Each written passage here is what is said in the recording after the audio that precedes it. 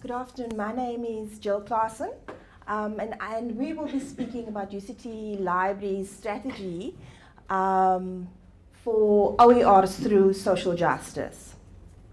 So education is seen, let me get this right, as critical for poverty alleviation and economic and social inclusion. Anat Garwal, a MIT professor and an entrepreneur, pointed out that open education is the single biggest change in education since the printing press. Open education resources are a significant driver for innovation and change and can steer poverty-stricken communities toward economic and social upliftment. The digital environment of making learning and teaching materials freely accessible for anyone to use and reuse is a transformative shift in pedagogy.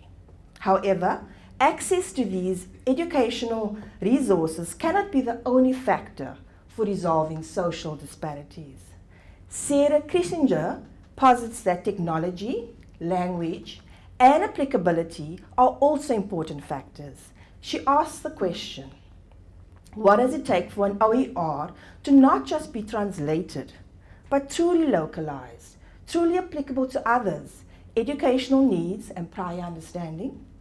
It is with this question in mind that the social justice paradigm of equitable access to educational resources, rather than merely equal access, will be the focus of our presentation.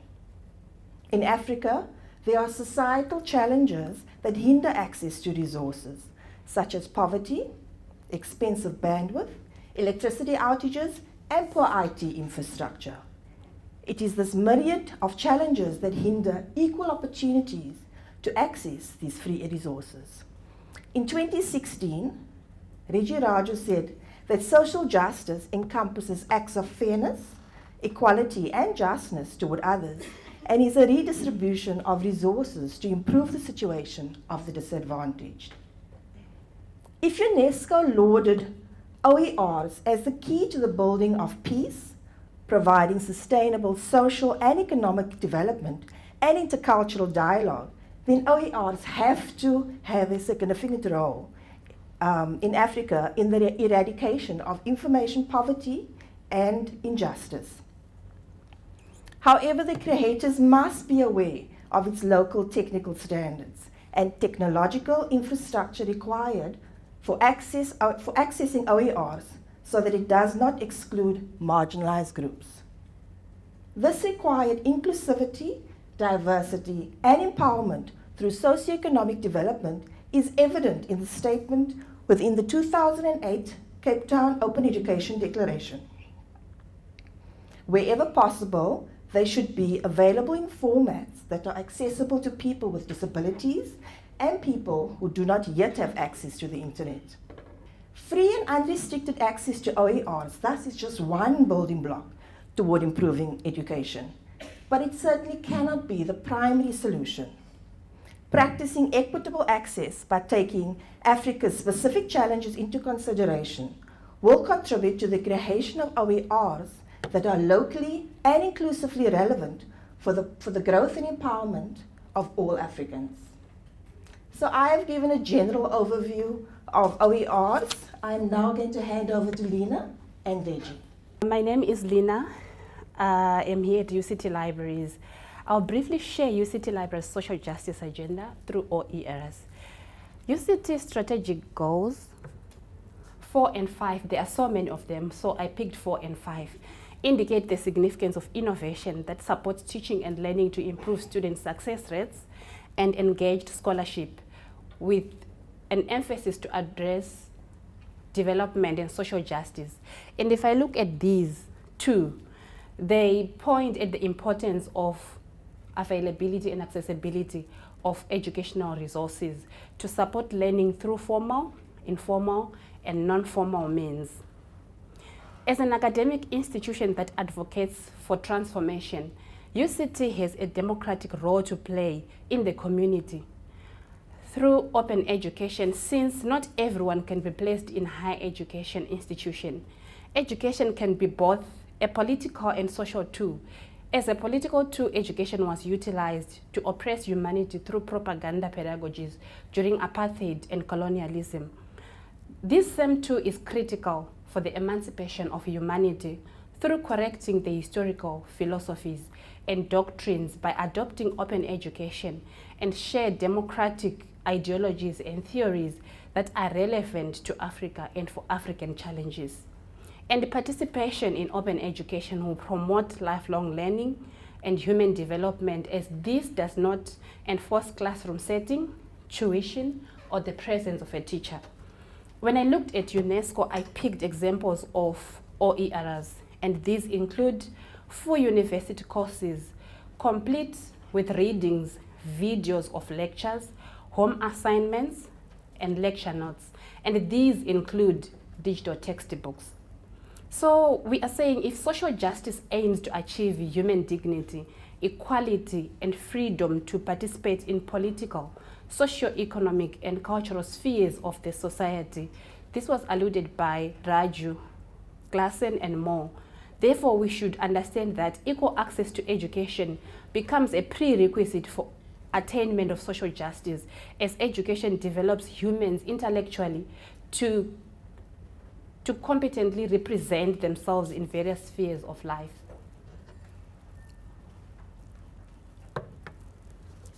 Understanding the significance of innovation to support teaching and learning and engaged scholarship for social justice, UCT Libraries adopted technologies to establish infrastructures for open publishing, which highly value the sharing of open educational resources, including open textbooks. I'll focus on OERs via Open UCT, and Reggie will continue with publishing of open textbooks via Open Monograph Press. UCT Libraries manages the institutional repository Open UCT, an open access service developed from the Open UCT initiative project led by colleagues from SILD, as highlighted in our chair's presentation. Various types of UCT scholarly output are shared with the global community on Open UCT. As you can see, in green is research output. This is journal articles, book chapters, and books, and we have thesis and dissertations. Where my arrow is pointing is open educational resources, and then we have other categories of publications. We recently upgraded Open UCT in one non-traditional community. As you can see, we are proudly supporting and happy to showcase is Open Educational Resources Community. We made an effort to have OERS community stand alone for visibility and direct searches when users visit Open UCT. Diverse communities or diverse members of diverse departments across faculties and disciplines have contributed to the OERS community. And librarians, as information stewards, work in collaboration with creators of content, guiding on copyright issues, enhancing content description, metadata, and share the OERs on Open UCT, which allows the allocation of persistent identifiers to individual resources for discoverability, visibility online, and accessibility to everyone with internet. In other words, the OERs are accessible via Open UCT, Google Scholar, also via Primo, a user-friendly content management and discovery system recently adopted by the UCT Libraries. Who benefits from this community? The beginning point to social justice is the non-discriminative nature of our publishing platforms, and diverse communities can access the platform. This includes UCT students enrolled in extended program and those in the mainstream. Academics and past staff interested in self-directed learning can also make use of the OERs, and they can also utilize them during engaged scholarship. School leavers and other interested parties can utilize MOOCs for skills and professional development, since content is freely available to everyone. And in conclusion, I would like to invite UCT community to evaluate the OERs and verify if the needs of the communities we serve are being met. And collaboratively, we work together to continue growing the community of OERs to promote social justice. Thank you. As pointed out by both Jill and Lena, the library's commitment to sharing, teaching, and learning content is driven by the social justice agenda, the library's social justice agenda. The making available of OERs to support the teaching and learning program of the university must be accompanied with by a greater commitment to share our teaching and learning content with the wider South African community. We talked about the whole issue of equality, and I think my graphic, I quite enjoyed my graphic, I must say. It talks about the whole issue of equality. Is there equality? And that's what this whole presentation is about. As I said, before I speak about UCT Libraries' open textbook program and its contribution to sharing open education resources, I would like to make mention of two other issues as it gives some context to the drivers of the program.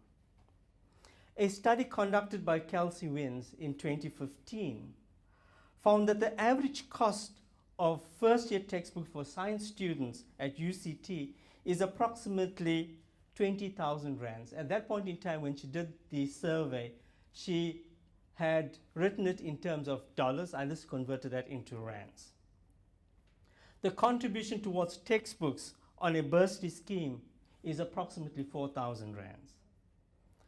There is an additional cost of 16,000 rands for the textbooks. Now, if one looks at an 8-month learning period in a year, that is basically 2,000 rands a month for the student. This additional cost is a major burden to our student community, and I think our VC, I'm deliberately saying our VC and not her name, because I think I need my salary at the end of the month. This additional cost, a large cohort of our student body cannot afford this. And what the students try to do is do without without textbooks. And when we talk about failure rate, this is one of the causes of that high failure rate. The second issue is that of participation, and the VC talked about that. The open access movement, besides advocating for improved access, must also push the agenda for active participation by South African academics in the production of content. The open access movement itself has done relatively well with improving access to scholarly content, but active participation in knowledge production continues to be a major challenge. It is our assertion that an increased participation in the creation of open content will contribute to a decolonized higher education process.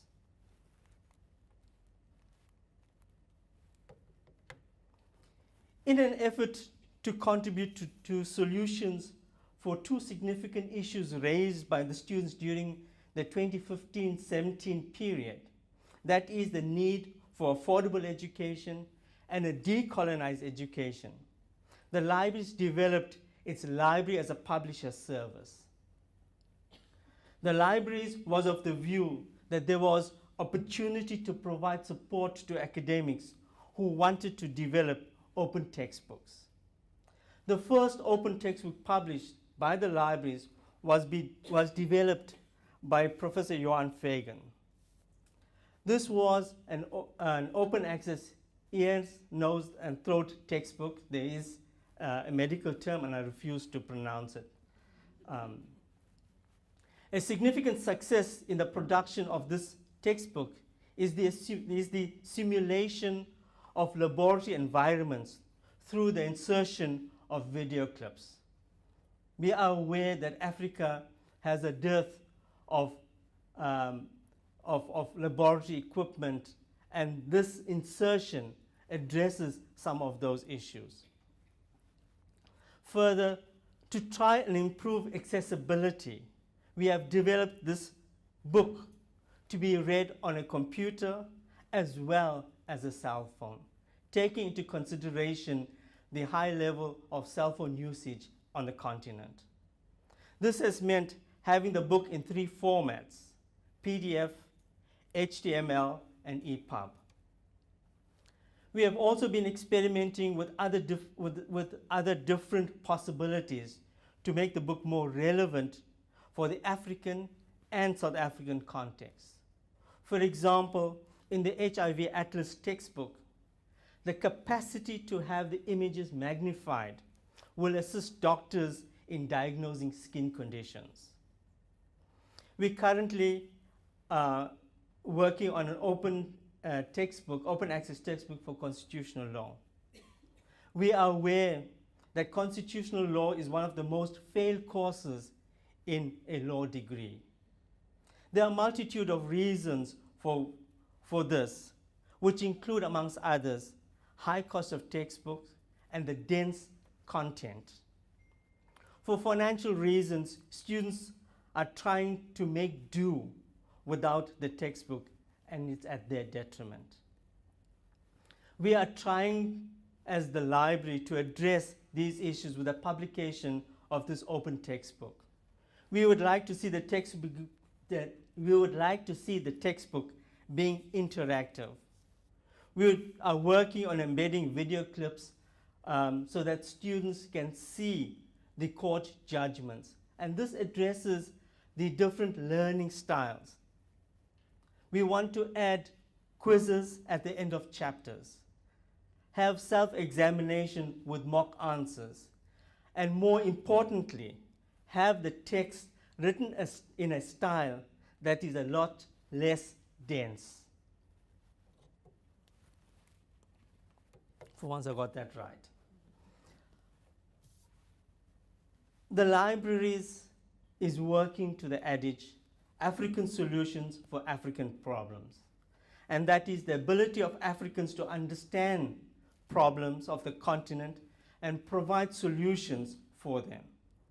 The hosting of OERs in Open UCT and the library publishing service contribute to the sharing of teaching and learning resources for the country and the continent. The focus of the publishing program is on transforming and empowering the continent through the moral obligation intrinsic in social justice. The library's push for a continental platform for the publication of books and journals speaks to the African solutions to African problems. Thank you, colleagues.